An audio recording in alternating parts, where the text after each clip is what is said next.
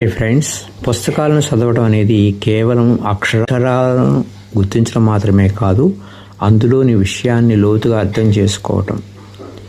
ప్రసిద్ధ రచయిత Mortimer Adler తన how to read A book పుస్తకంలో వివరించిన కొన్ని ముఖ్యమైన పద్ధతులు ఇక్కడ ఉన్నాయి.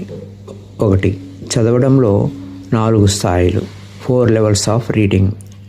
ప్రాథమిక పఠనం, ఎలిమెంటరీ రీడింగ్. ఇది మనం పాఠశాలలో నేర్చుకునే ప్రాథమిక స్థాయి, కేవలం పదాలను, వాక్యాలను చదవటం. పరిశీలనాత్మక పఠనం అంటే ఇన్స్పెక్షనల్ రీడింగ్.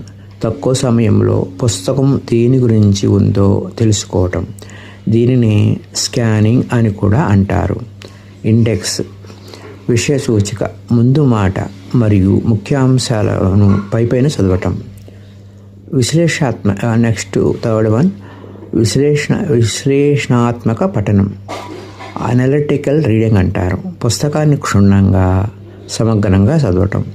రచయిత ఏం చెప్పాలనుకుంటున్నారో అర్థం చేసుకోవటం మరియు సందేహాలను నోట్ చేసుకోవటం.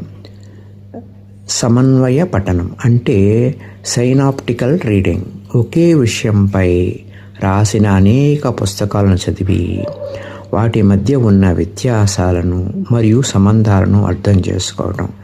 ఇది అత్యున్నత స్థాయి పఠనం. చదివేటప్పుడు పాటించవలసిన చిట్కాలు. ముందుగా ఒక లక్ష్యాన్ని పెట్టుకోండి.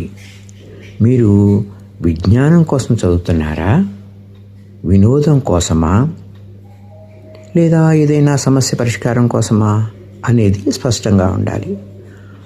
చురుగ్గా చదవండి, యాక్టివ్ రీడింగ్. పుస్తకం చదువుతున్నప్పుడు మీ చేతిలో పెన్సిల్ ఉండాలి. ముఖ్యమైన పాయింట్లను కింద గీత గీయండి లేదా మార్జిన్లో మీ అభిప్రాయాలు రాయండి. ప్రశ్నలు వేసుకోండి. ఈ పుస్తకం దేని గురించి? రచయిత చెప్పేది నిజమేనా? దీనివల్ల నాకు కలిగే ప్రయోజనం ఏంటి అని మిమ్మల్ని మీరు ప్రశ్నించుకోండి. సారాంశాన్ని రాయండి.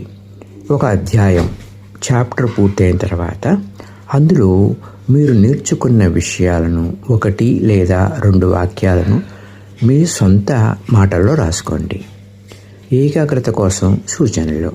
నిశ్శబ్దమైన ప్రదేశం, చదవడానికి ప్రశాంతమైన మరియు వెలుతురు ఉన్న చోటు ఎంచుకోండి.